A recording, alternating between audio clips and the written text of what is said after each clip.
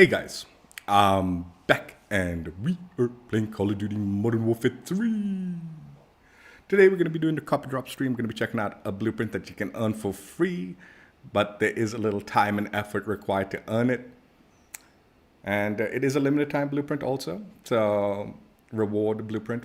So if you want to redeem or earn this blueprint, you're going to want to jump on sooner than later because there's not that much time left. What am I talking about? I am talking about the Week 8 Season 2 Weekly Challenge Reward.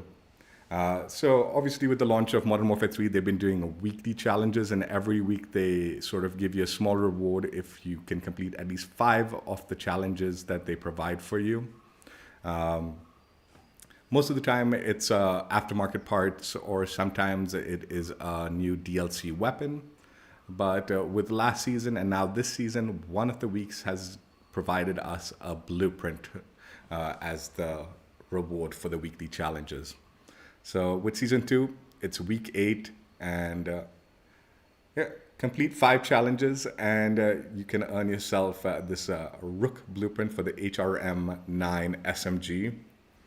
Now, I'm not going to go through every challenge, but you have to complete 5 of the Week 8 set of challenges. But the nice thing is there are 7 challenges in each category, and you can complete 5 of any one of those categories or even mix and match them.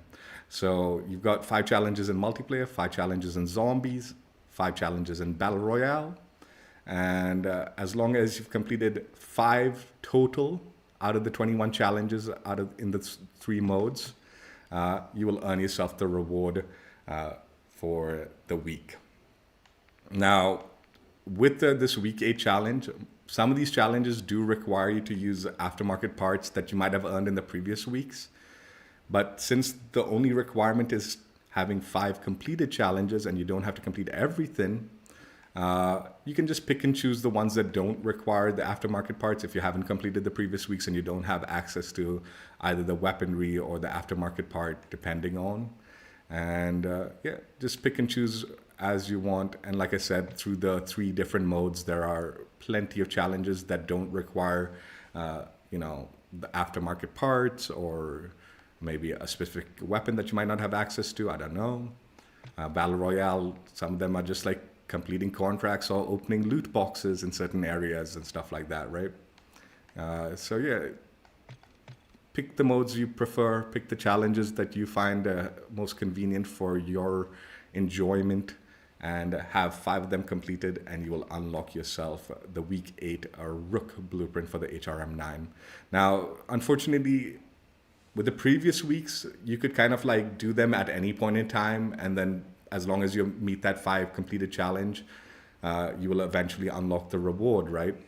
But since Week 8 is the final week of Season 2, you have very little time left to complete these challenges, less than 5 days as of me streaming. And once the season ends and the challenges reset, you will no longer have your opportunity to unlock this reward. Also, just heads up, you cannot complete Week 1 or Week 5 challenges and expect to earn the Week 8 reward. For the Week 8, specifically the Week 8 reward, the blueprint, you do need to complete the challenges in this set of in this set, the Week 8 set. Again, though, you have 3 modes to choose from, and you can mix and match, so it's not too difficult.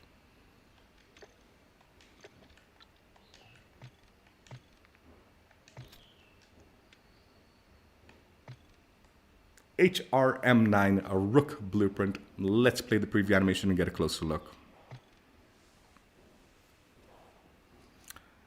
I'm not totally certain, again, why this was called the Rook, dubbed the Rook as the blueprint name. It is a very cool looking blueprint, but I'm getting like a more of a slasher theme to it as far as the design goes. You got those bloodshot eyes in that little section there. I think that's the kind of where you pull normally to like cock the gun, right? Or load the gun in initial, like you put in the gun and then load the bullet into the barrel, the chamber. thing, but I don't know. The rechamber slot, I guess. I don't know my guns too well.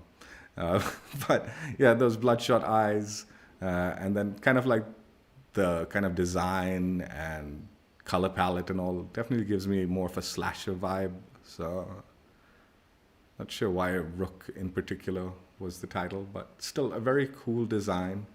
And even though not animated and not like, super fancy as far as like sparkly effects and all that, I think the design of this blueprint does sort of give a little story to it, right? There's like a little story behind this design, which I appreciate. I like that. You don't need to have like super fancy bells and whistles as far as like animations and all go. When you create a nice little design and put interesting elements to it, it can potentially tell a story, or at least kind of give the impressions of a story being told with the design, which this definitely does. Now, this blueprint comes with 5 solid attachments. I have sort of gone through this. This is a bit of a take two, but I even saw this before. They're very heavy Hipfire tack stand spread attachments. So let's go through it and see what it is. The S37C DL Breacher Device S muzzle attachment, which is a melee damage at the cost melee damage and hipfire and tack stand spread at the cost of aim down sight speed. The Thorn 90 barrel, hipfire and tack stand spread, aim down sight speed, sprint to fire speed, sprint speed at the cost of aiming idle sway and our recoil control. The Stovall tack laser, hip recoil control, hipfire and tack stand spread, no cons. The tack handler grip, tack stand spread, sprint to fire speed at the cost of recoil control and gun kick control. And then the X10 TX12 hand stop, tack stand spread, aim down sight speed, sprint to fire speed at the cost of hip fire spread. So yeah, basically a hip fire tack stand spread build for the most part. Very heavy on the sprint to fire benefit and the hip fire bonuses. Let's go ahead and see what it looks like when you change things around, which you might want to do. The hip fire tack stand spread builds sort of a niche build, niche style of gameplay. So probably going to want to change around attachments if you want to utilize it more on the regular build style. I did do one game of it, and it is a little harder to use if you're trying to just aim down sights and kind of use it like a normal weapon.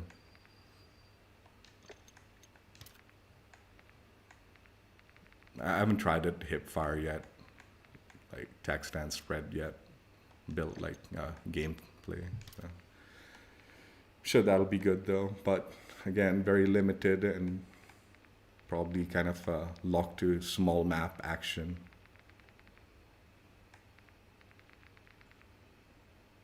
You know, I ground out the HRM-9 on the mobile actually. And the few times I've tried it out in multiplayer, I've not really liked the gun.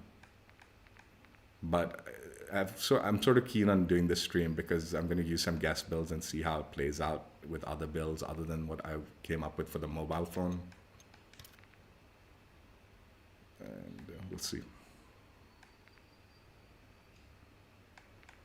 Yeah, it's just like grinding out the gun in the mobile, and ended up completing the bulk of the base challenges.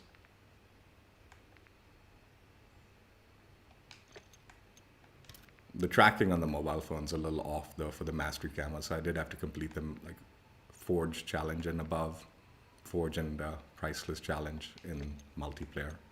And that's sort of when I got like that taste for it. I'm like, man, I don't really like this gun in the regular game.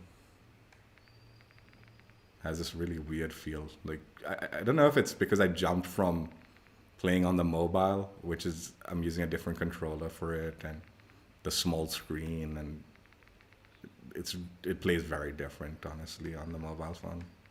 The way the game plays, even controller. I think I've just not got my controller and like my sensitivity set up right for that thing. So like the transitions are really weird for me. Yeah, anyway, that's the builder with as you get it, and if you decide to change around attachments. Here are the stats for the gun in case you're interested. Movement speeds at 5.1 m-s.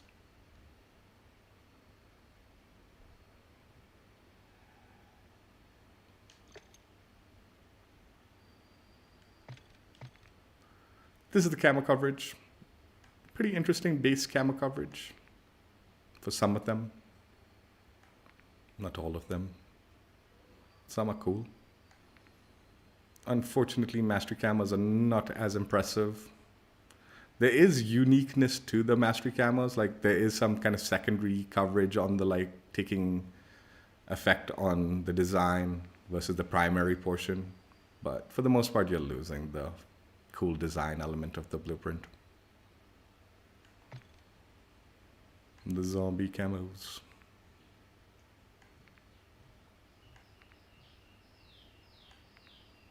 I have a similar issue with the mastery camos.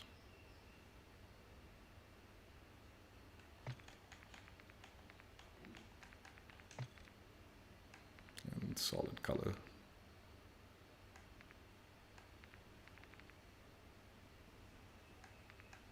Yeah, you do lose like some of the fun elements, especially like that bloodshot eyes and all that gets lost in the solid colors and the mastery camos. So yeah, that's the blueprint the way you get it. Let's go ahead and jump in and play some games. I do want to play at least one game or two games with it ADS normally, and then we'll do maybe one game with it in Hipfire or something like that. Maybe we'll do one game aim down sights and one game Hipfire, and then for the mastery camo gameplay, we'll figure out whichever's best.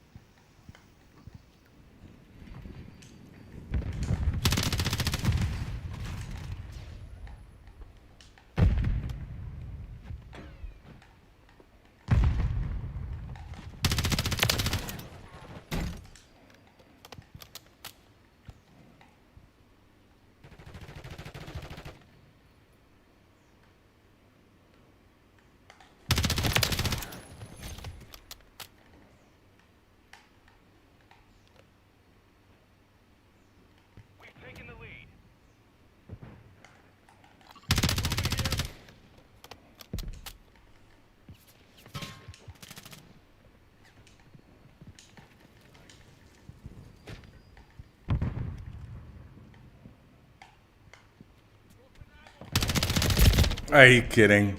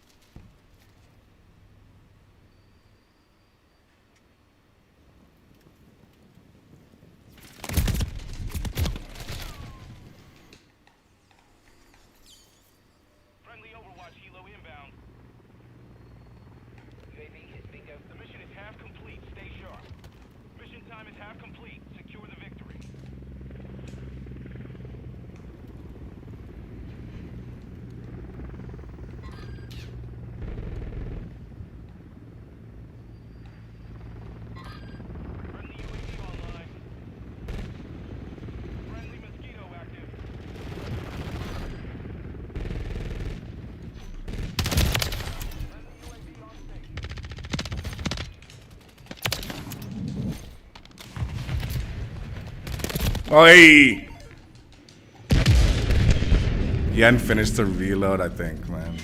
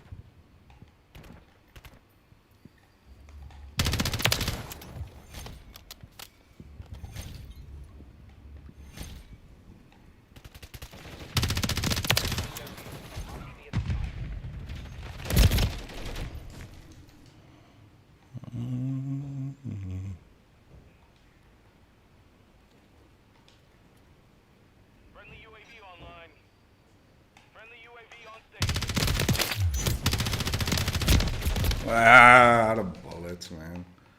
Got him on the run. Keep it up. But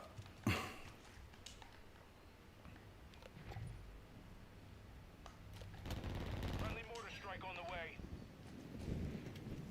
Friendly VTOL inbound.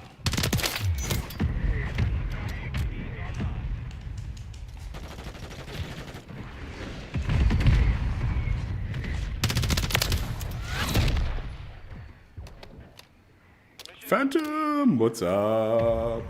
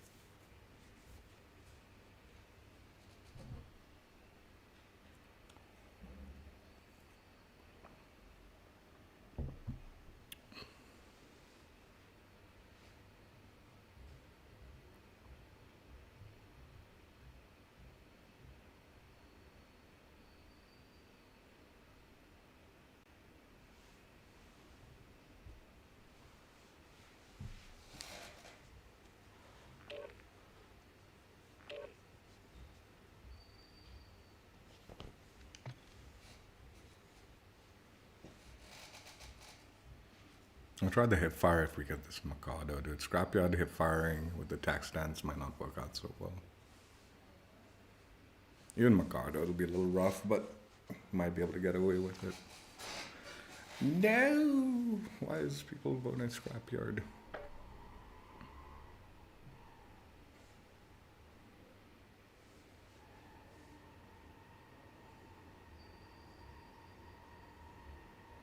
I honestly don't. Anyway, let's do it. Let's do it. Do it.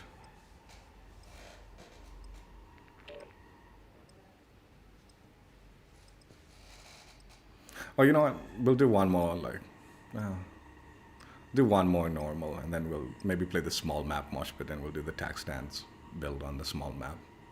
That'll be a better idea.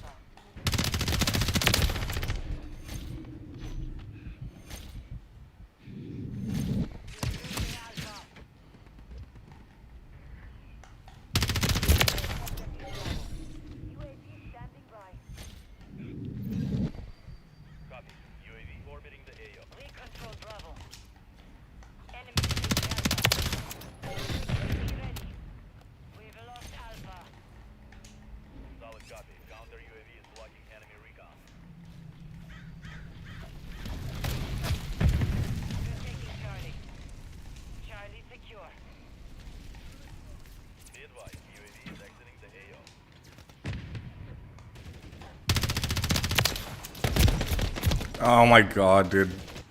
The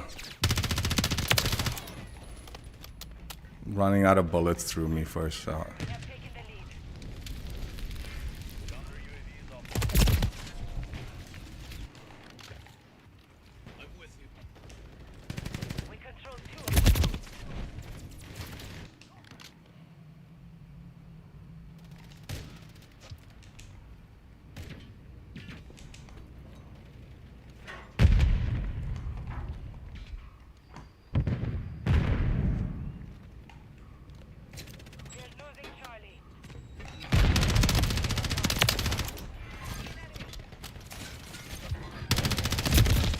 I shouldn't have.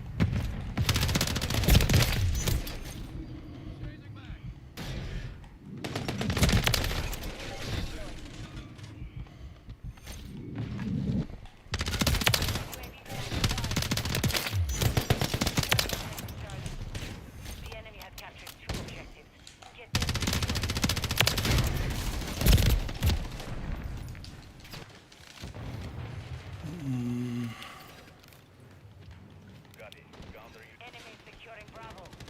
They're taking Charlie.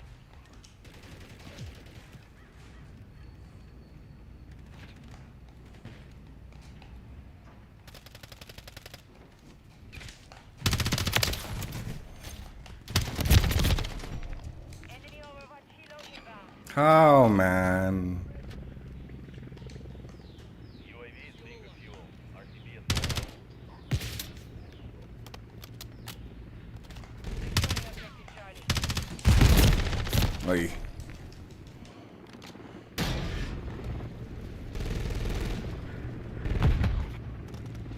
Counter UAV exiting the AO. Enemy Bravo. Friendly UAV online.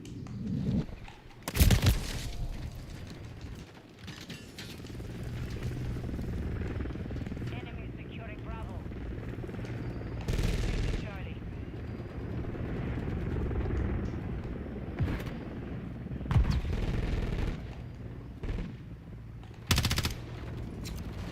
Enemy UAV active.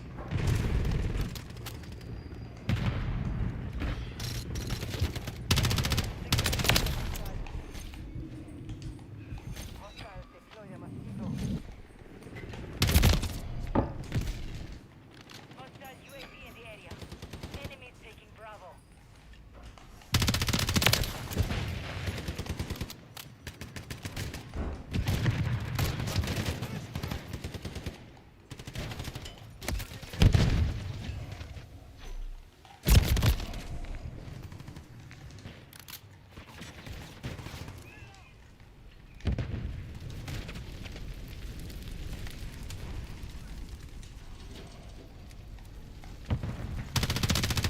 They're taking Charlie.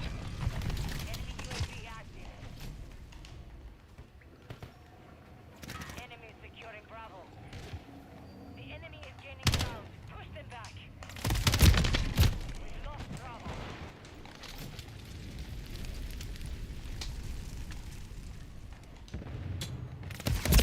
Our teammates are fucking shit stains, dude. Taking Alpha. Actual legit garbage, dude. Hostile SAE near your position. Alpha secure.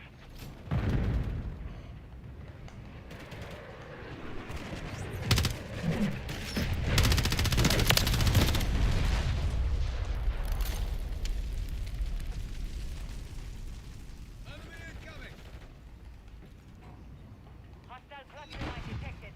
We are losing Alpha. Moving here. Enemy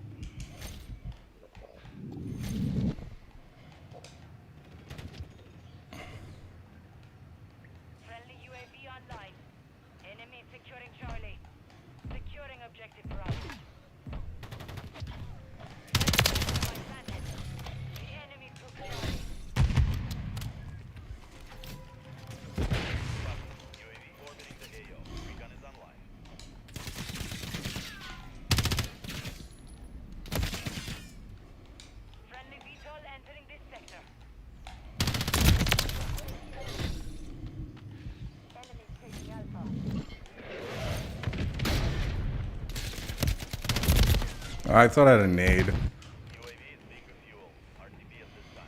control 2 objectives. We secured the main.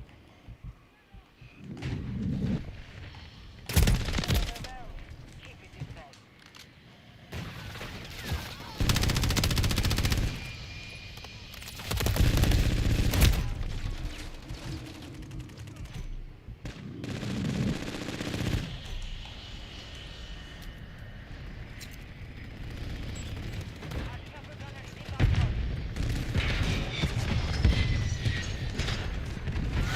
Let's go, dude. The mission is complete. We had one goober that was like 1 for nothing, and I think he left, and then we like were able to like pick it up.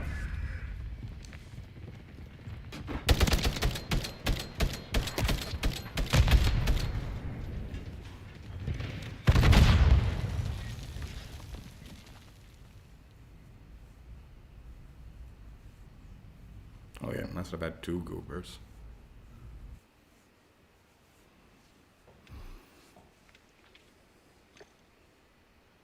Two people left.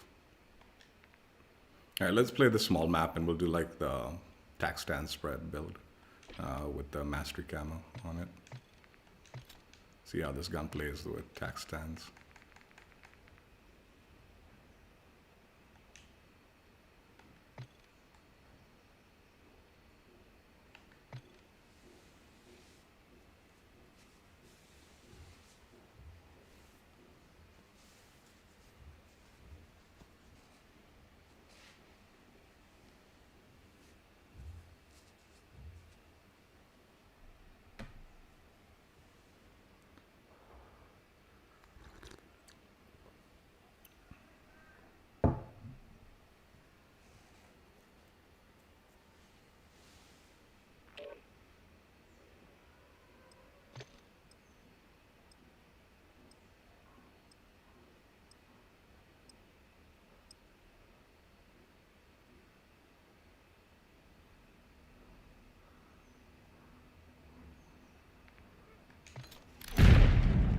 This game's a bit far gone. You're clear to engage any and all.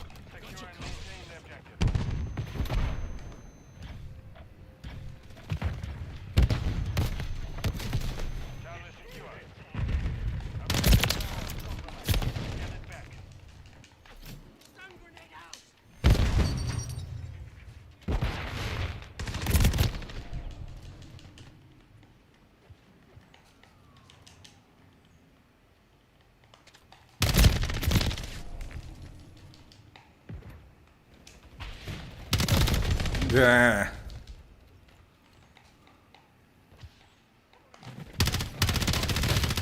The enemy has captured the objective. Get them to work.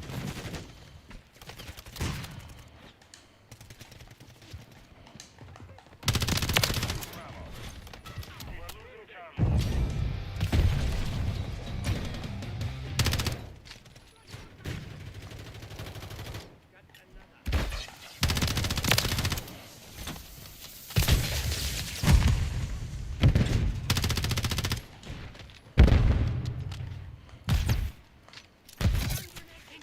Securing objective Bravo.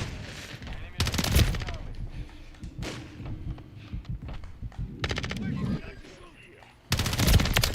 Jeez, the attack spread is ridiculous. Securing objective Bravo. Friendly mosquito deployed. Bravo. Counter UAV, copy that. UAV is on station.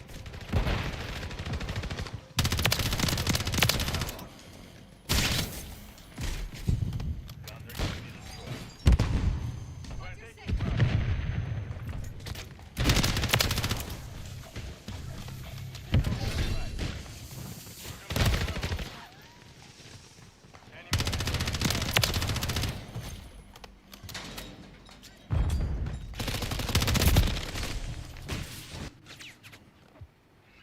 Enemy is taking Bravo. Yeah, this attack stance spread is actually ridiculous.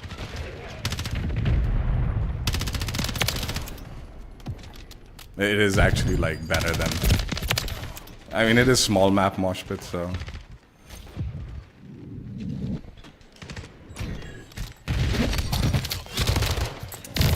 Really? We're taking Bravo.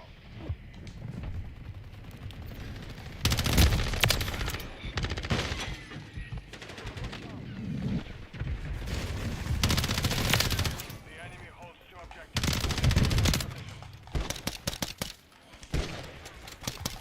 Hey.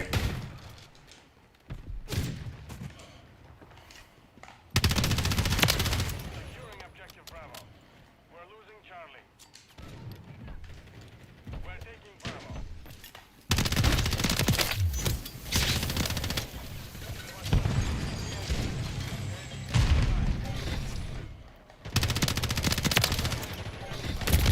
Enemy securing Bravo. Hostile mosquito is online. Enemy is taking Bravo. Bravo is compromised. Get it back.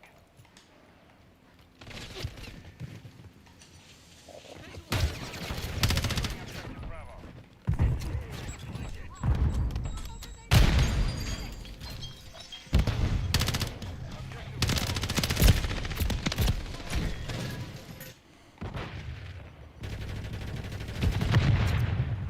Enemy securing Bravo. Enemy is taking Bravo. Hostile mastermind detected. Well, the ammo pool is too less though for.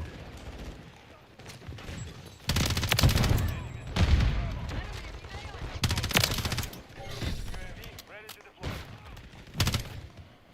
Enemy is securing Charlie. Copy. UAV orbiting the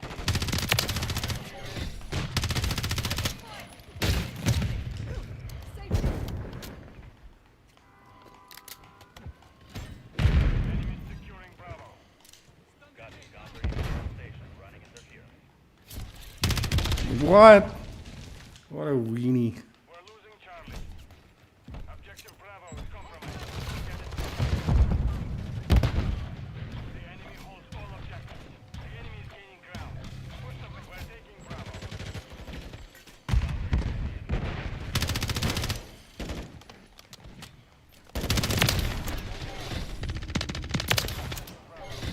Counter UAV standing by. Hostiles deploy the mosquito. We're taking Bravo. Hostiles deployed. Teammate, where the fuck? Couldn't you just capture the zone, man?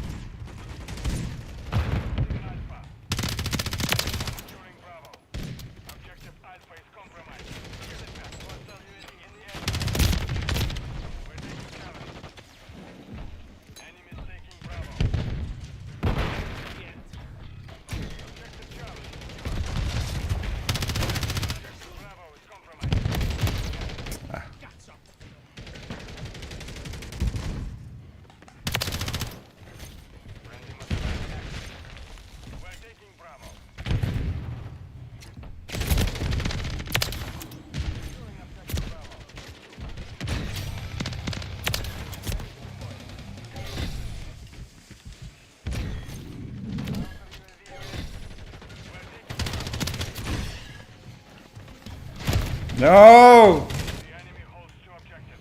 Secure those and objective Bravo. Copy. UAV orbiting the AO. Gun is online.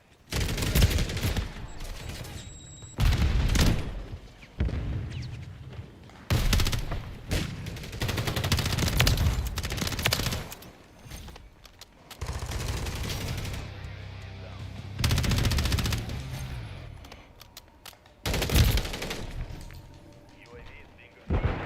At this time. Securing objective Bravo. Securing objective Bravo.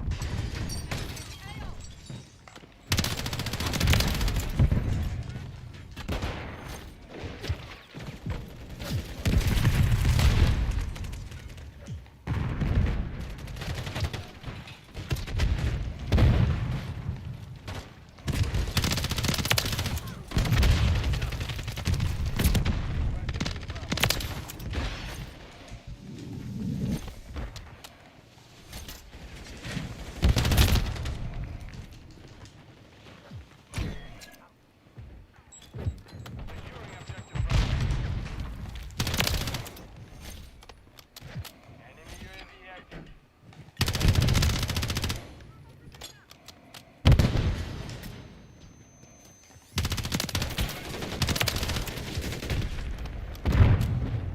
Enemy securing Charlie. Securing objective Bravo. We're losing Charlie. Objective Bravo secure.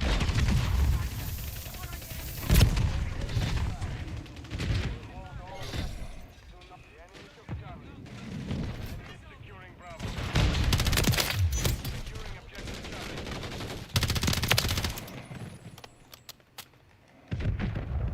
Hostile UAV in the area. Taking Bravo.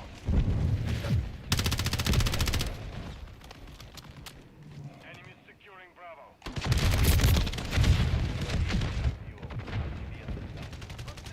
We've secured 2 objectives. Objective Bravo.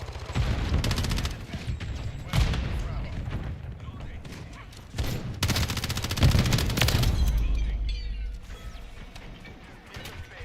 Return to base. It's a bonkers Hipfire tac stance build, but it is, I feel like it would be limited.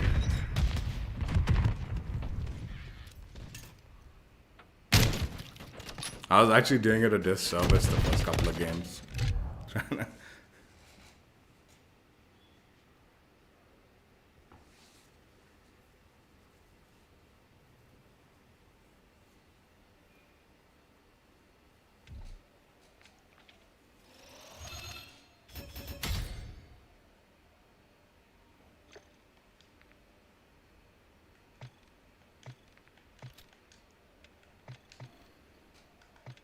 So yeah, that's the build. You get it the way you get it, and with Mastery Camo, it's very good at hipfire tac stands. It genuinely was actually more detrimental playing it normally than when you're playing it with hipfire tac stands. I'm almost regretting not playing immediately with it in tac stands because I feel like it probably would actually hold up pretty well at those longer ranges. Not super long ranges, but maybe medium and stuff. Probably be pretty good still. But you know, the ammo count was a little limited for a fire tac stands build. That was my gripe with it.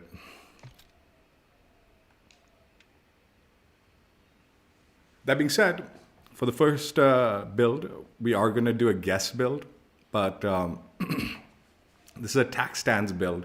So we're leaning into what this weapon was trying to do with its own build, but utilizing attachments that, based on the guest, is more beneficial for a tac stands hipfire build. Guest is our usual guest, TheXclusiveAce, with his gun guide video. We're utilizing his hipfire tac stands spread build for the HRM-9. I'll link his channel in the description. We're going to use two of his builds, but this one, because it's more in line with the blueprint, I thought we'd start off with this one and then go my build and then end with his final build. Also, it maintains the blueprint quite nicely. So we're keeping the barrel.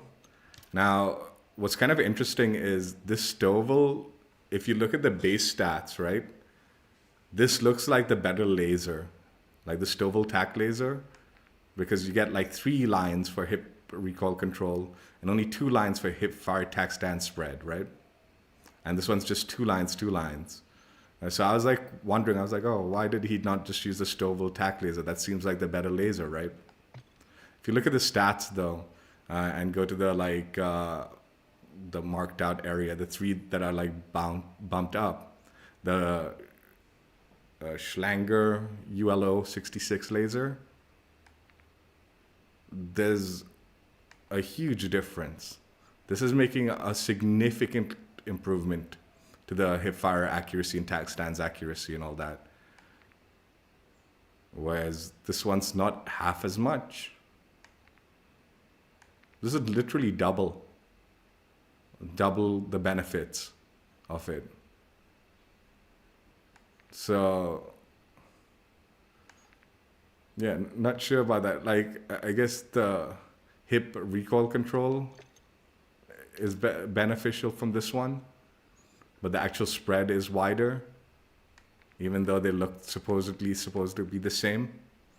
So yeah, this was exclusives, kind of like recommended laser, so we'll go with that. Then grip is the same. He suggested the 50 round mag, so we had to remove the breacher device for the 50 round drum, which will be more beneficial for hip tac stand spread build, I think. And then the Bruin Bastion angled grip. So this is also a different attachment. This one, I think this was the attachment, right? It affects the hip fire spread, but gives you like some decent benefits, right? Whereas this just affects your aim down sight speed, which you're not going to worry about as much because you're going into tac stands, right? You're utilizing the tac stand, so you're not fully ADSing. So you don't need to worry about like the full ADS speed. You just need to worry about the tac stand speeds, which is like, should be less, right? So it's not going to be quite as detrimental, and it gives you more benefits. So yeah, exclusives Hipfire tac stands build, sort of an adjusted build to the blueprint to see if we can make it better. It was honestly a good build. It was, man. Like, I had no issues. I think we'll continue with the small map mosh pit. We'll see what we get. If we get something like Shipment, no, I already don't want to play that. But I kind of regret not trying out that build in the regular maps, because I feel like these builds might actually be viable on a regular map. I mean, you just need to play a little bit more aggressive, keep to the medium closer ranges, and then I think it'd be fine. Which is doable in most of the maps, honestly.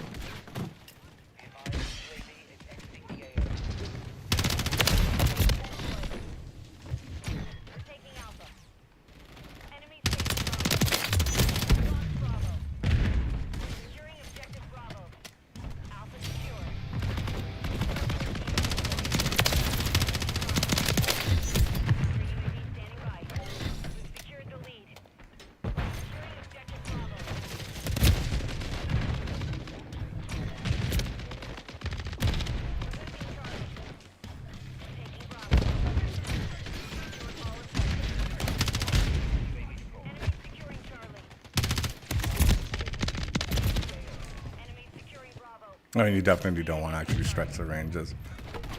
I was wrong about that. Be advised, UAV is exiting the AO. Objective Bravo is compromised. Objective Bravo.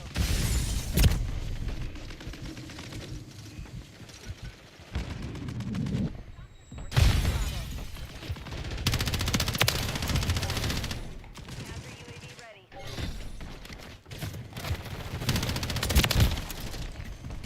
Objective Bravo. Counter UAV engaged. Copy that. UAV online and orbiting the AO. Copy. Counter UAV. Taking out. We've captured 2 objectives. Get them secure.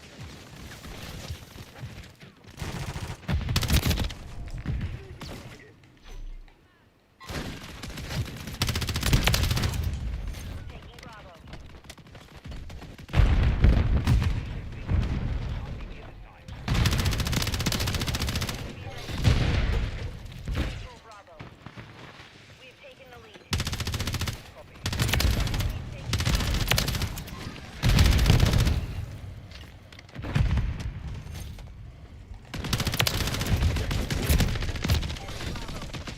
UAV standing by.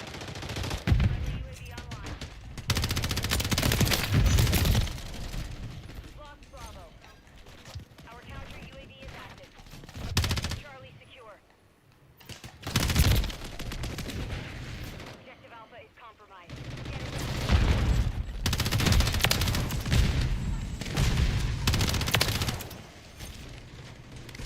Securing Objective Alpha. Losing Charlie. UAV ready to deploy. Objective Charlie is compromised. Get it back. Objective Bravo secure.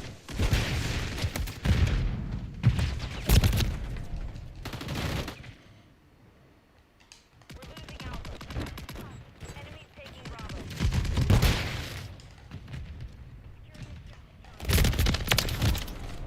Objective Bravo is compromised. Get it back. Charlie secure. Still active. Enemies taking Alpha. Hostiles deployed a Mosquito. Securing Objective Bravo.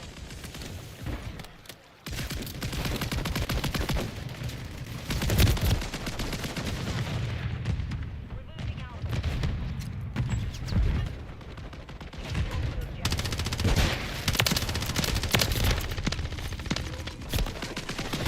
Securing Objective Bravo.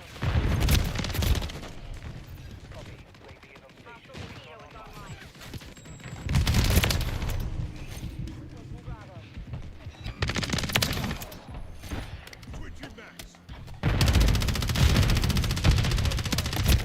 All objectives secured. Visual and manual. Securing Bravo. What?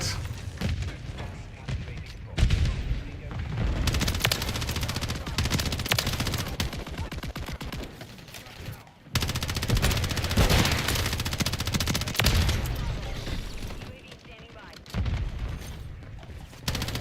UAV standing by. Losing Charlie.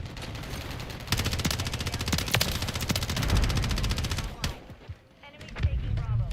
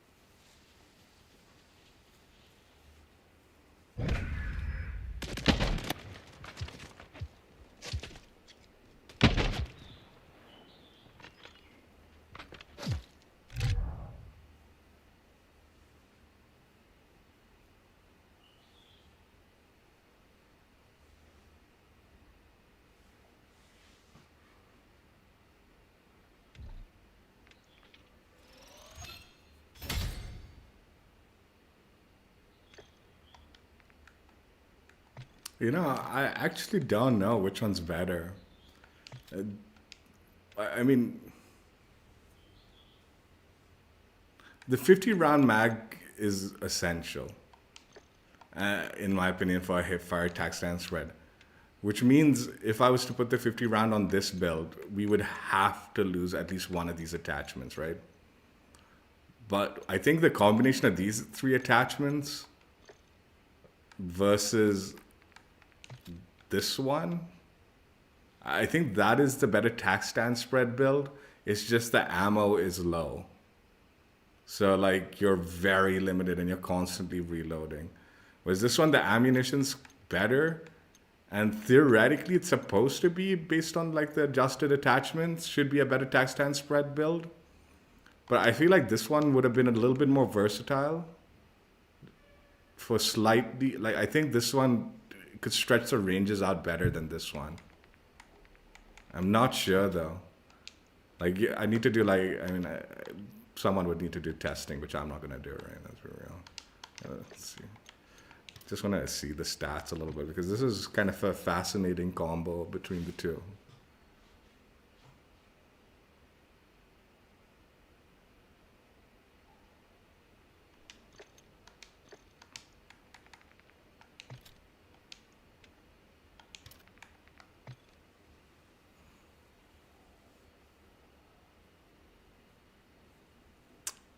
This theoretically should be the better. This should be the better one.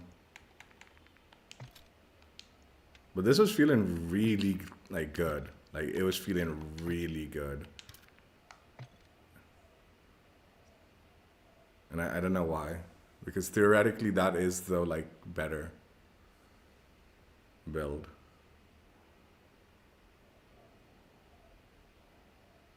Recoil gun kick. I'm just looking at a couple more stats because this is just was kind of like a fascinating.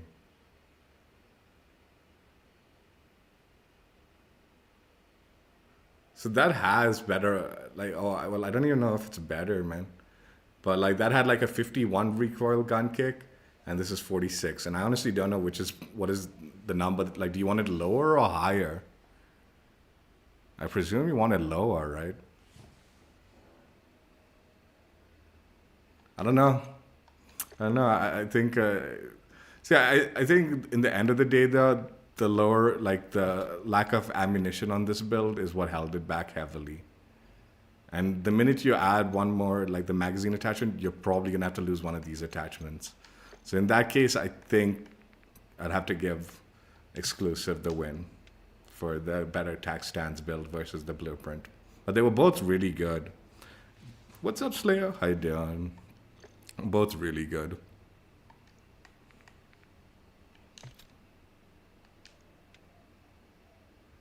All right, for this next build, we're gonna try out my build that I used during the camo grind.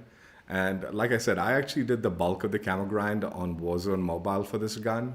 I actually leveled it up and completed the base camos and stuff like with this build. This is the build I put together during the camo grind on Warzone Mobile. I was playing the multiplayer like mosh pit, like shipment shootout, so it is a kind of a close range build for that. Slate reflector, folding stock, PCS 90 assault grip, 50 round drum, and the hand stop. From what I've been looking at, the hand stop might be the wrong attachment. The other attachments are pretty good, but the hand stop might have been a mistake on my part. But it worked out fine for shipment shoot house and like the thing. And yeah, I basically completed the base camos and the gold. But for some reason on Warzone Mobile, it didn't register that I had completed the 6 required gilded challenges. So it wouldn't let me like progress through forged and priceless. So I had to jump onto like the main game because obviously the main game shows that I've completed it, right? So I was able to complete the challenges. But yeah, I was unfortunately not able to complete the full mastery grind because of a tracking issue on Warzone Mobile, not showcasing that I had completed the required mastery camos to progress through it. But yeah, I was able to do the base ones and the gold. I sort of want to try it on the regular maps, this gun, because like I said, I know the underbarrel is not a wise decision. But from what I've seen, the other attachments are actually like the good attachments for the gun.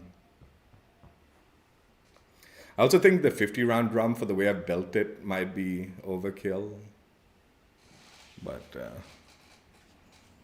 yeah, we'll give it a go on the regular maps and see how it plays. Yeah, and it was really weird because when I was using a different, like I was using the Xbox controller, but like the base one, and like it has a lot of drift on that controller. The controllers are rubbish, but I was using that on the phone, and I tried to like get my sensitivities, but the sensitivity like numbers and stuff are so different from the normal game. I didn't really understand it properly.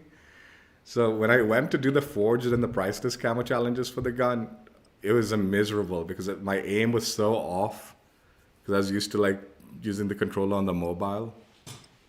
I was overcompensating. I was like over pulling my aim.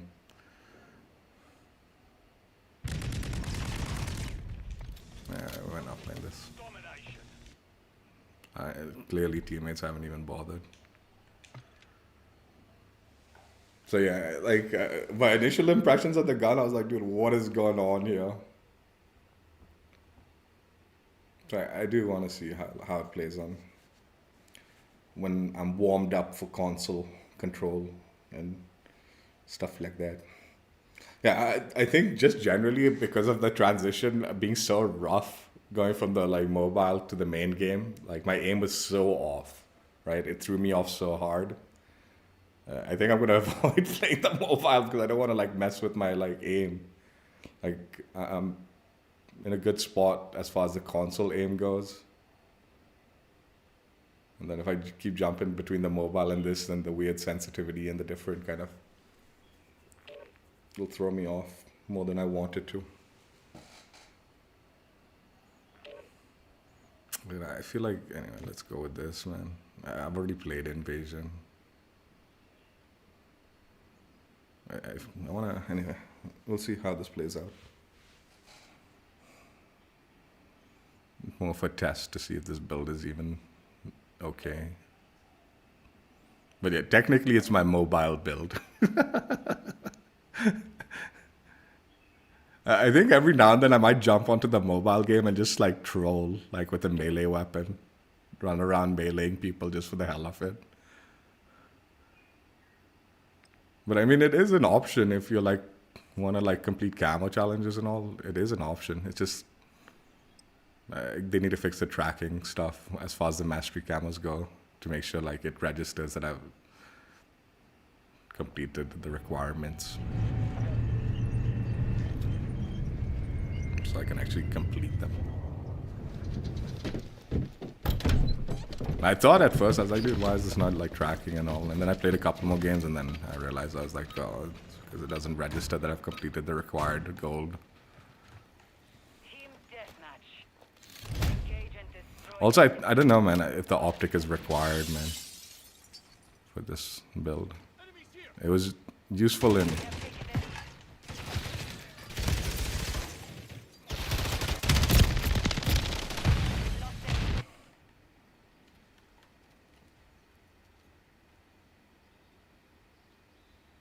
We've secured the lead.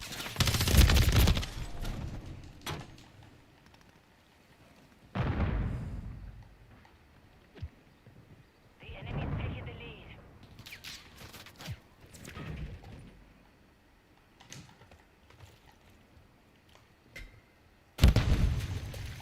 Friendly cluster mine deployed.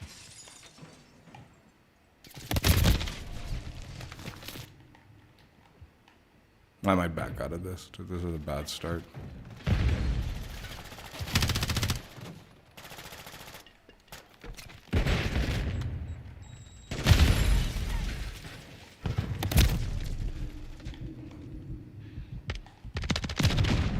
What the fuck are these guys using, man?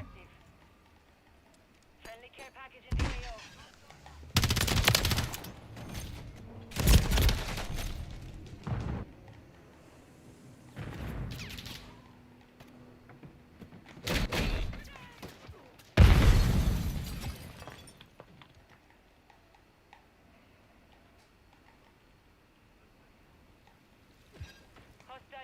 in the area.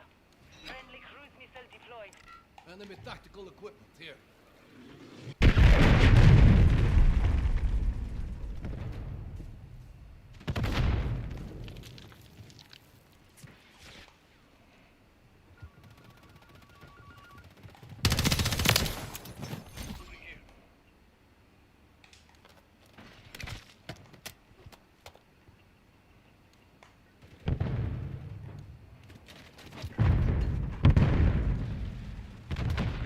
Enemy UAV active.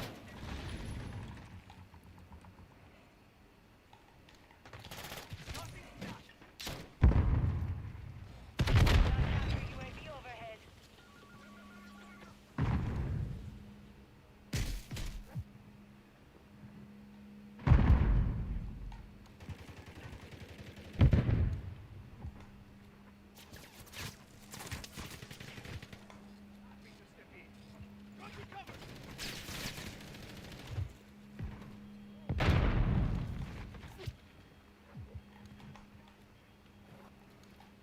Friendly mosquito deployed.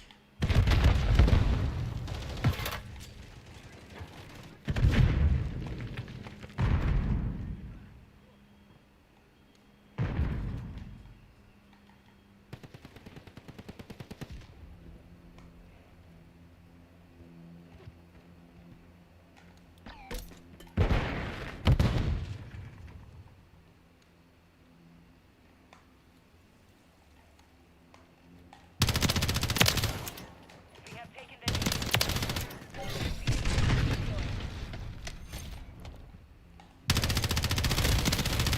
How did that even go play out like that, dude?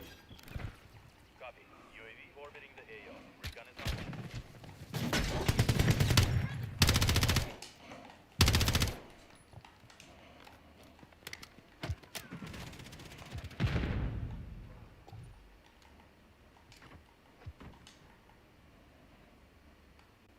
Friendly care package on the way. Mark the target.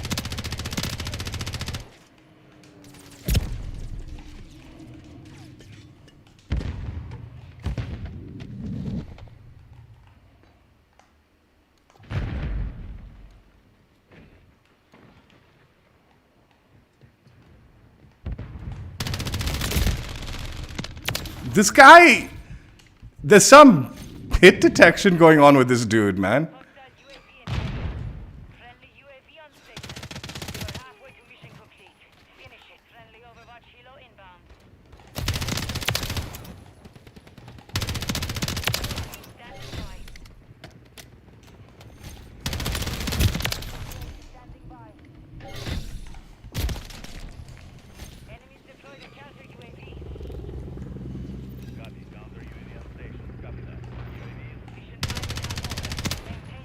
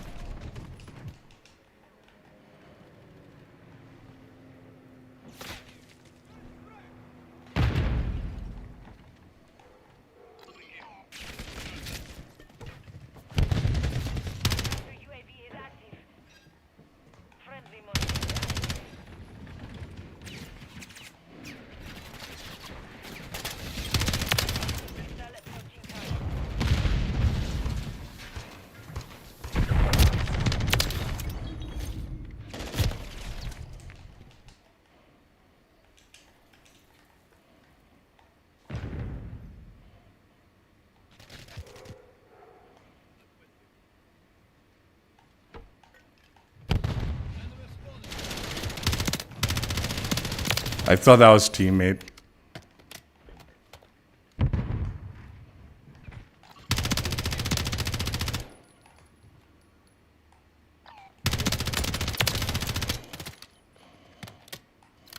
Moving here.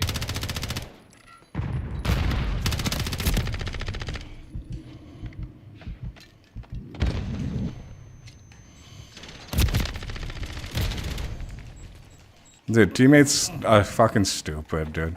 I live pinged the dude.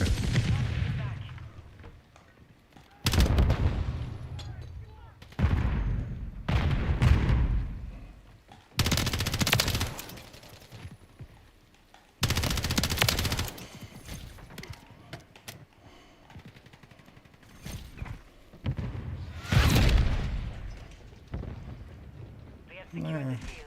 Mission accomplished. Rough start, but we got through it, I guess. There's something about these old maps. They don't play right, dude. Like, there's like, I don't think they're optimized properly for the network. It feels like there's network issues whenever I'm playing these maps. Like that guy with the green traces, man, I was hip firing, but there was very little hit detection. Like I was not getting any feedback for like, that I was actually getting any hit markers. And I was shooting directly at him, like damn near point blank, hip firing into him. There's no chance like all the shots missed. And I was getting no feedback, like no hit markers. It threw me off such a loop. Fortunately got the kill. Yeah, anyway, this is my build. I actually think slate reflectors overkill. And this underbarrel is probably like not the optimal underbarrel attachment for the HRM and the way you want to use it. You don't want to be stretching out the ranges with this gun. When I was using it in shipment shoot house mobile, having that slate reflector and all, because man, I can't even see anything on the like mobile phone. I have an iPhone 13 or something like that, Pro. So it's not like a mini, like it is small though, man. Like the screen's not that big, I don't think. I think that's what it is. It's my dad's old phone. So it's pretty old. And the screen's so small, I can't even see enemies on it, right? They have to be like right in front of me. So having the slate reflector and stuff like that helps. A lot of ammunition and all. And like I said, like movement and like aiming feels kind of like janky on it, right? Like it doesn't feel fluid. So this build worked out fine for that nonsense while grinding out the camos. But I think generally in regular multiplayer, this build's unoptimal. It's kind of interesting though, like completing the thing. Anyway, so we're gonna go back to guest build, and like I said, we're gonna use another one of Exclusive's build. This is his accuracy build. So he had 3 builds in his like gun guide. He had his accuracy build, his stealth build, and his hipfire tac stands build, right? We tried out his hipfire tac stands, and now we're gonna try out his accuracy build, mainly because I want to see how, like, he's built this like an assault rifle almost, which I appreciate. I like an AR more than SMG, so I'm kind of keen to see how this plays out. He uses the Princeps the long barrel. His preferred optic is the MK3, but I'm just going to use the slate because I prefer the slate. But he recommended the MK3 for his own, but optic of your choice, I guess. Folding stock. The SL skeletal vertical grip, and then the Lockshot KT85. The reason I mentioned his 3 builds is his stealth build is actually kind of similar to this build. The big difference between his stealth build and this build is one, he's using a suppressor, so you lose the optic for a suppressor. And the other thing is he's using the skeletal. So apparently this is the go-to underbarrel attachment if you're actually looking for some decent recoil control with the gun. So I'm actually more interested in the skeletal vertical grip, but also just keen on trying out his accuracy build also.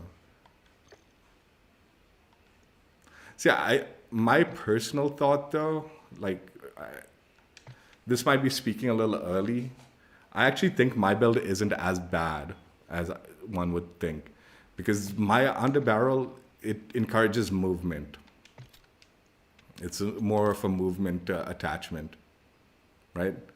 And like slightly more aggressive movement attachment build, whereas his is controlling recoil, right?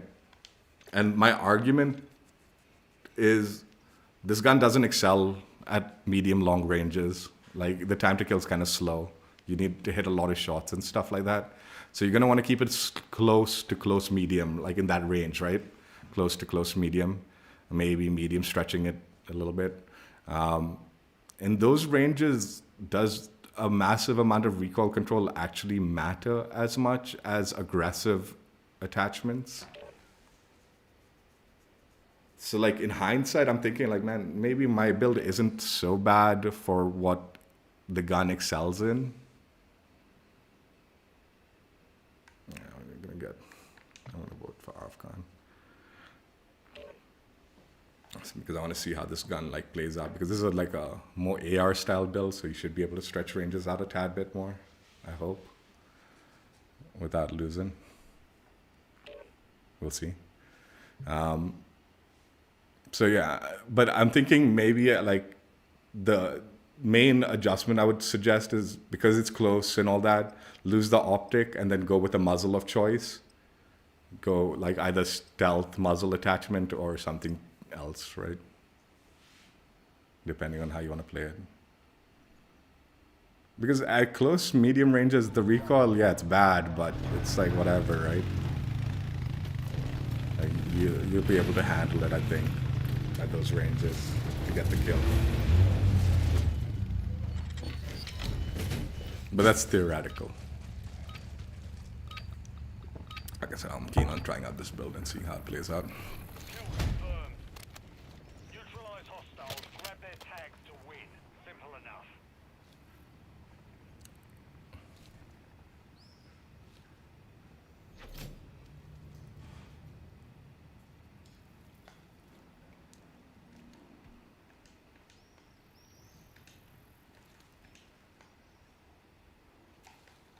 We've taken the lead.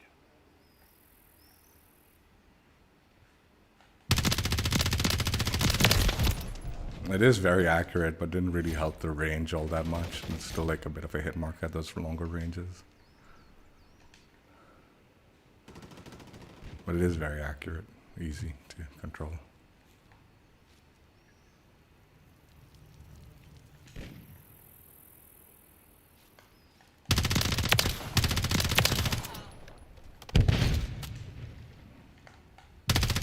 Oh, I missed.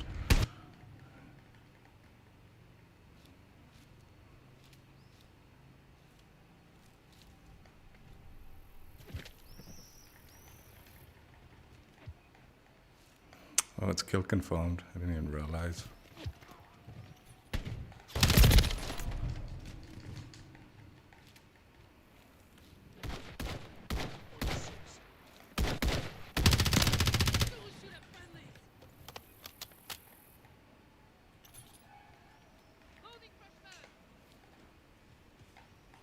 Enemy sniper!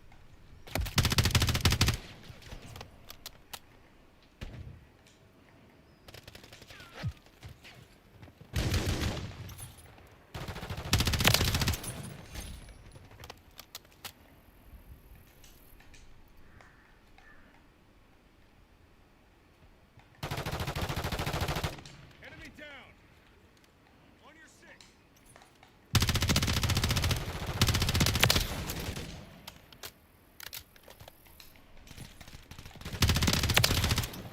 UAV standing by. Confirmed. Covering your six! Copy. UAV is on station. Recon online.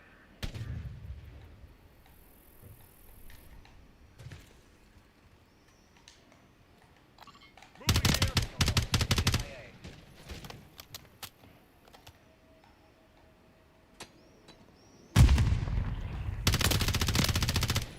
MIA. Oi. I wish like this game doesn't like do like burst firing, like tap firing as good as like Battlefield does it. Battlefield has a really clean tap fire system.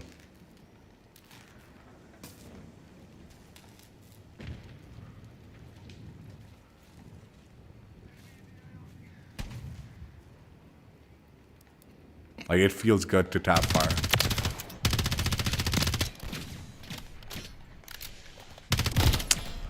The ammo on this gun, man.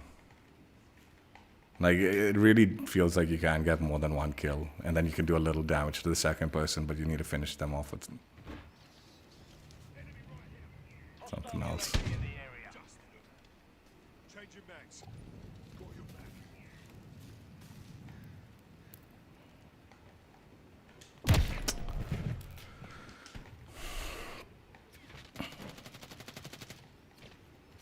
Throwing Semtex.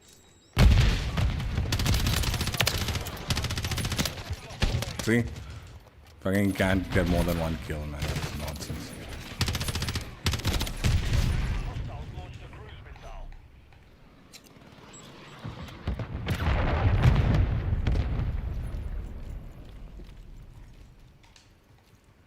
Covering your six. Got your six.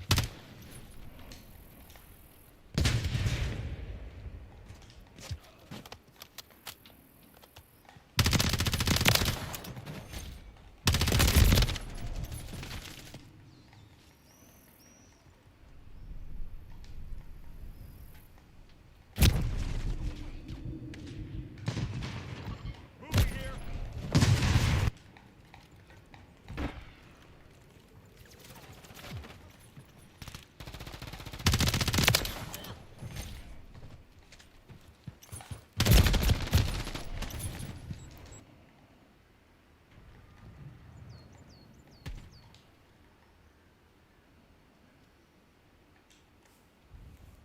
Mission time is half over.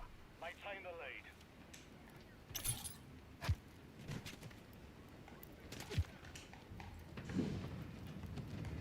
Oops, I slipped.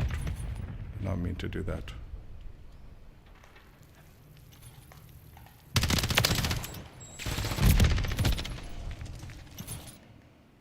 I mean, this build's okay, man. It just needs more ammo. It really does.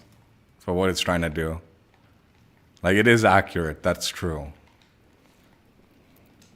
Notch one.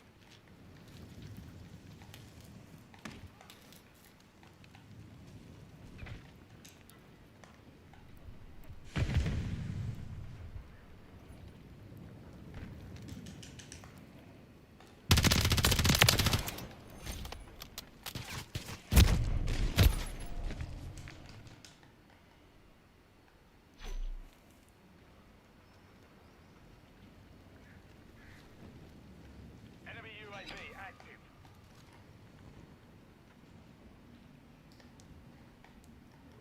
The enemy's taken the lead.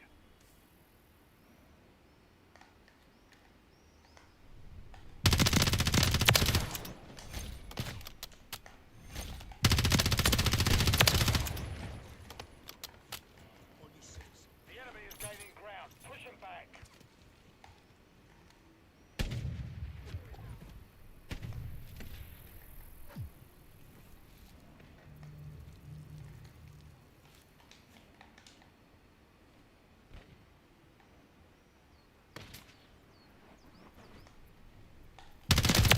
Ready to deploy.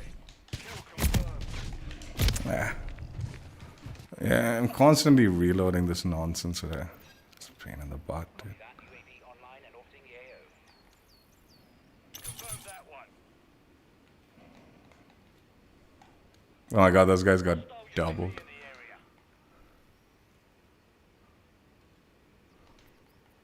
Hostile cluster mine detected.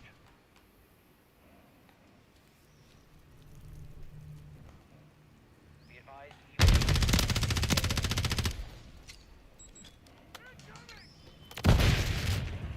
Enemy UAV active.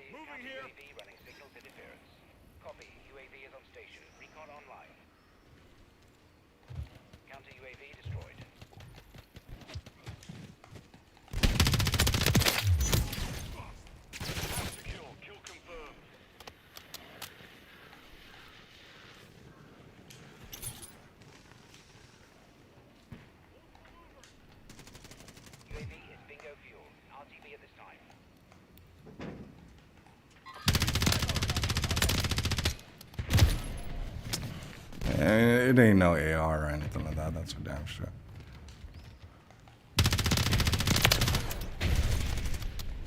Confirm that one.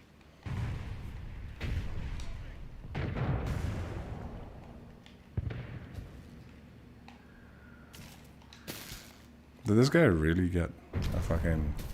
1 minute remaining.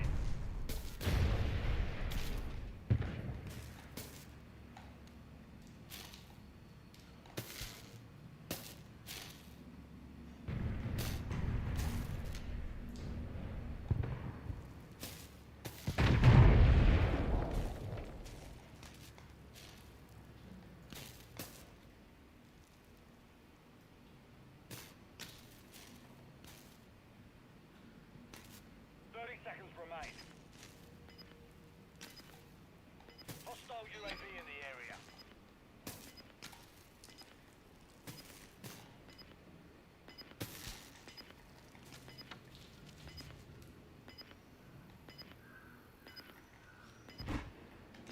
Hostile care package inbound. 10 seconds remaining.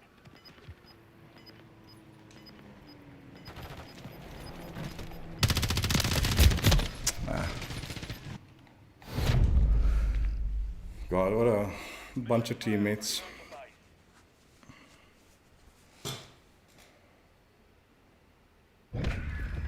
It's not a good build though.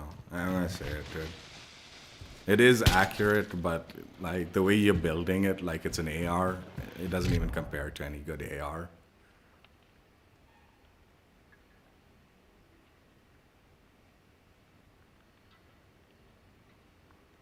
Like you're better off treating it like an SMG. It just doesn't have the range to make it worthy of putting all these like longer range attachments. I do think the skeleton thing was good though. So, okay. I think, I don't know if he even recommended this as his favorite. I think his stealth build was his like go-to build anyway. I don't know if, I think this was just his accuracy build because he tends to give one accuracy build, one stop, and then one like kind of extra build. But if I was gonna suggest, maybe lose the optic and then throw on the lock shot if you don't mind going loud with the build, or go with the suppressor. I don't know which recommended. I think he just did the like Shadow Strike suppressor. So go with that, right? Or I'm not sure which. Maybe like a bullet velocity increasing suppressor, possibly. I don't know.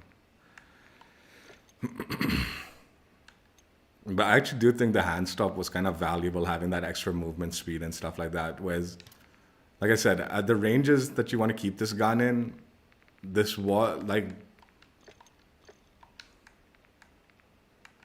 was a very accurate build, but it just didn't have that damage at range that you want. It is boosting it 20 meters and stuff. That's not bad effective damage range. It is boosting it quite a bit, I guess. I just think it's better off keeping it closer. And then, like, again, the underbarrel, like, it's up to you, I guess. Do you want the aggression or do you want the recoil? And then muzzle, again, suppression or recoil. Optic, like I said, that was unnecessary, but it worked out good for mobile, you know, the mobile action. But yeah, I'll link Exclusive's channel in the description. His Hipfire build was debatable. Like, I don't know, man. I think you should try out his build and the, like, blueprint build. Both, actually, I was, like, shocked at how good the blueprint build Hipfire was. But yeah, link his channel in the description so you guys can find him.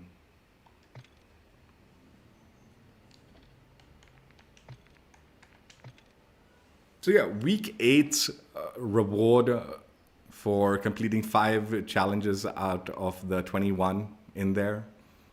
7 in each category, multiplayer, zombies, or battle royale, and you just need to complete 5 of them.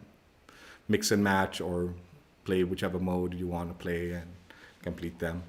and you'll unlock the Rook blueprint.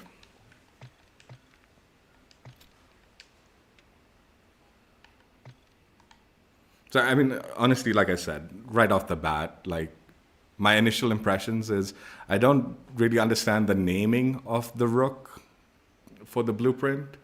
I don't know. I don't get that part of it. Like maybe there's some reference that I'm not understanding, probably. But like the visual of it, like having those bloodshot eyes in the rechambering slot there or whatever, right?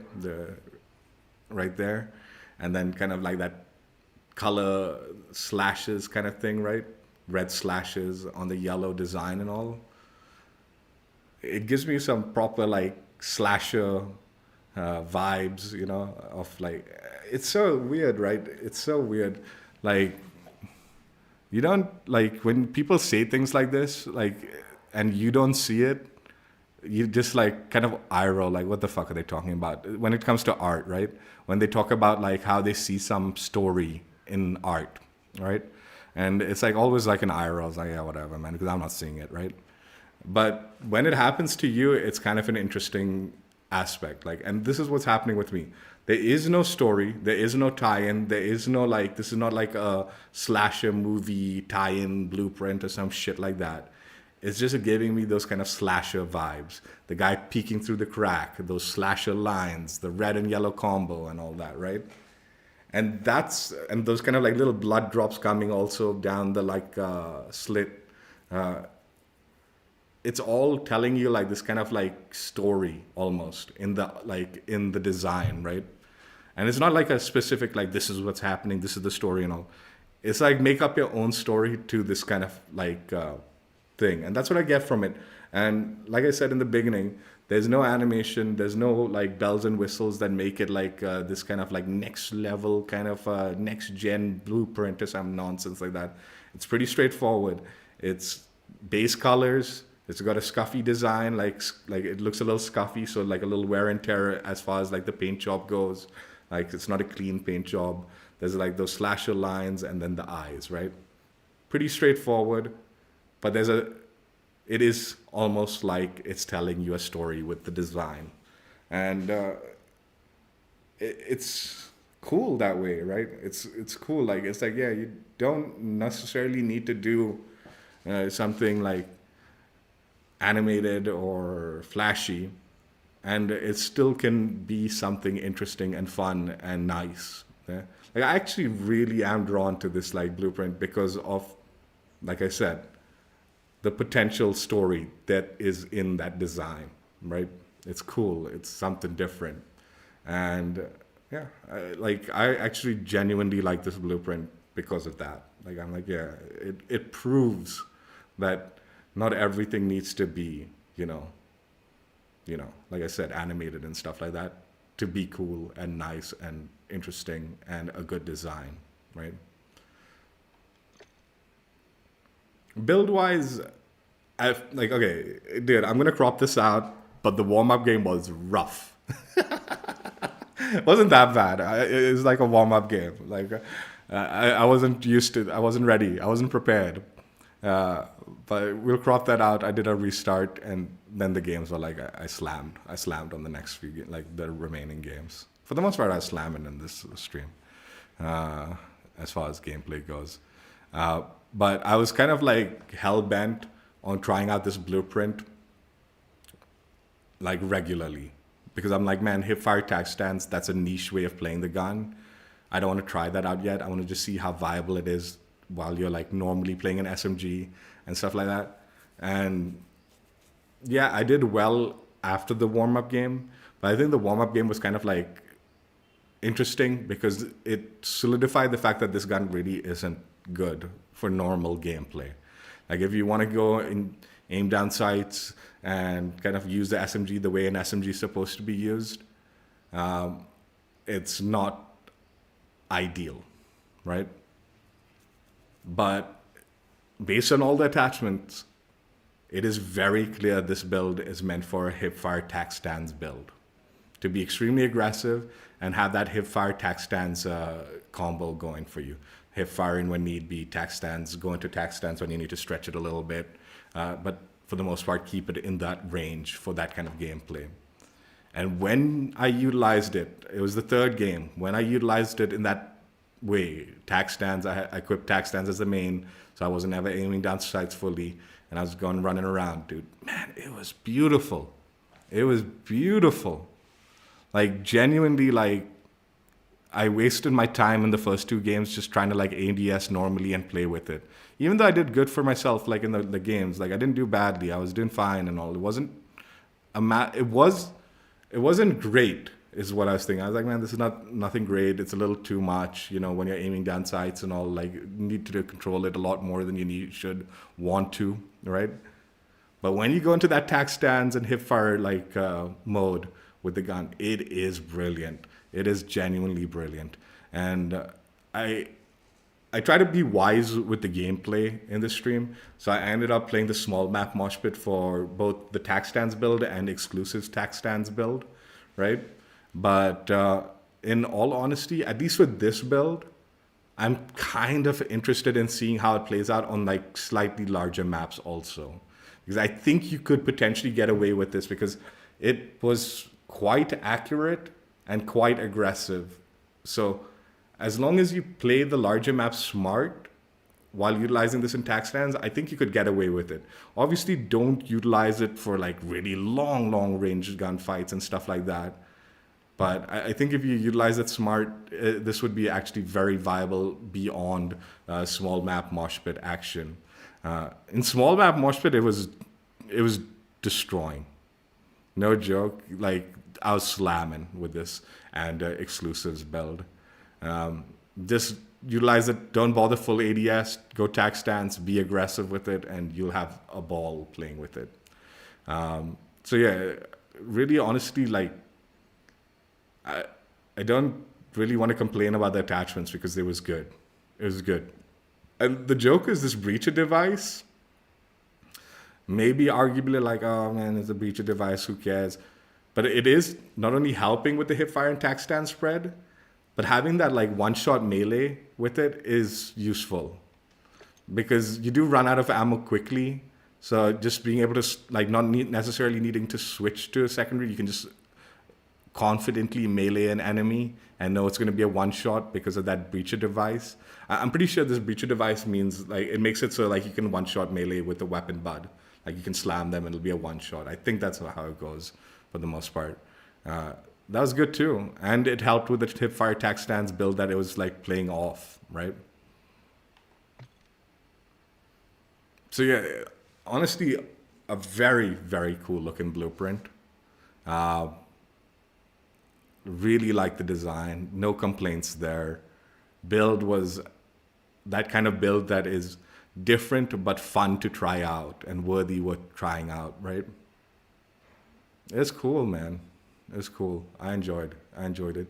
And I think this blueprint might go under the radar for a lot of people because, you know, it's just like, oh, it's the weekly challenge. And it got overshadowed. This blueprint is definitely going to be overshadowed by the universal camo that you unlock, provided you complete all 8 week challenges, right? If you complete all 8 weekly challenges, you get that universal camo that everyone was like, oh, that's the best. This is the best. I've been waiting for so long.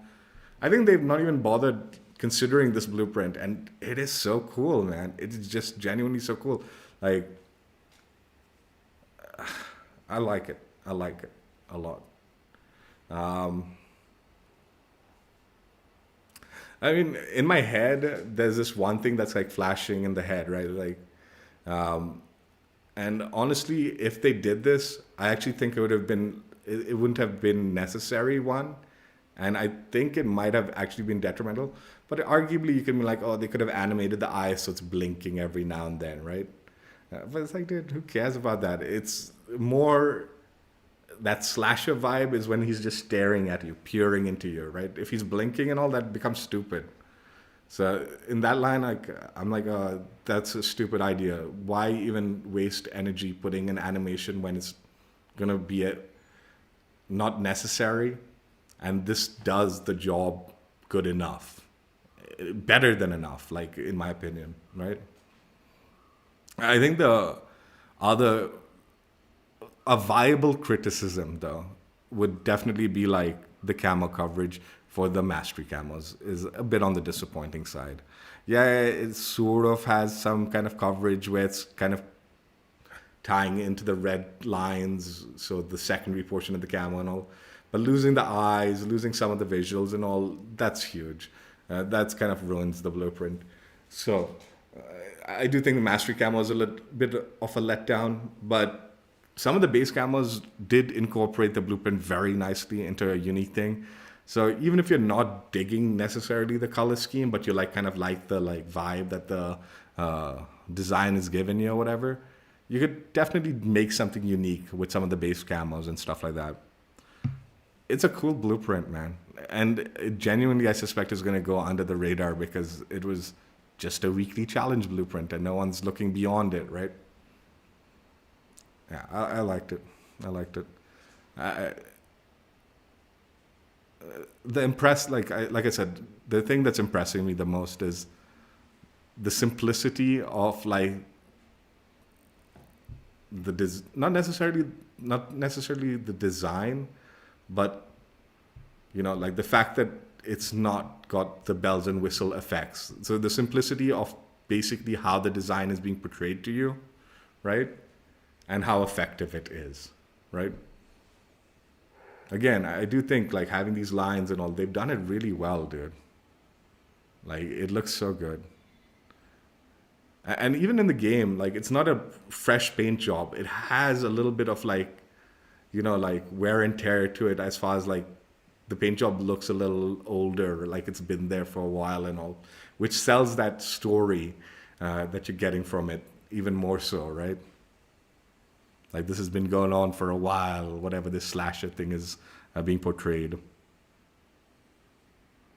That's cool, man.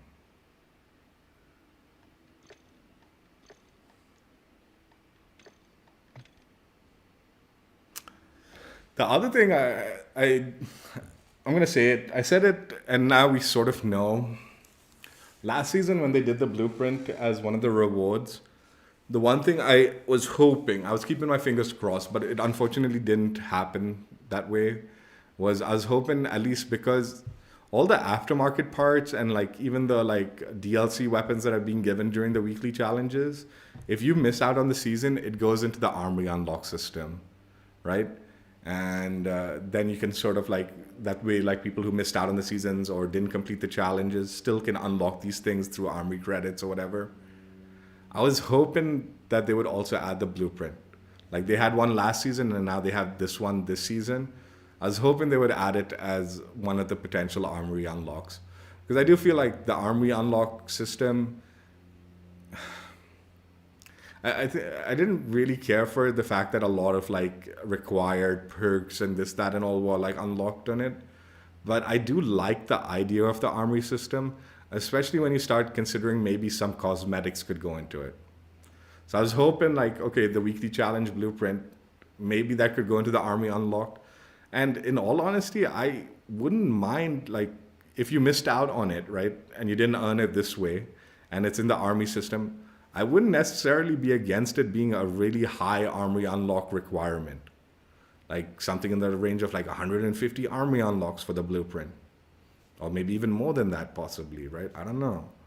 I wouldn't mind that, right? And it keeps it viably open for people. I think the universal, the weekly challenge camo, the completionist weekly challenge camo, I'm okay with that being locked to the season. So if you missed out, you missed out and you don't get this. But I think for the weekly challenge blueprint, where it's just tied to a single week, I would have liked to see those in the Armory unlocks. I would have liked to see that as an Armory unlock potential for future people and future seasons. For me, it's whatever. I've earned it this way, so who cares, right? But I don't know. If they had done that, it would have opened up the possibility for potentially other cosmetics being added to the Armory unlock system that might not necessarily be tied to the weekly challenges, right? So maybe for people who are grinding at the game, some blueprints might come in that weren't tied to weekly challenges, but are tied to the Armory unlock system. And it gives us even more reason to grind out the games. Oh, there's a blueprint in the Armory unlock.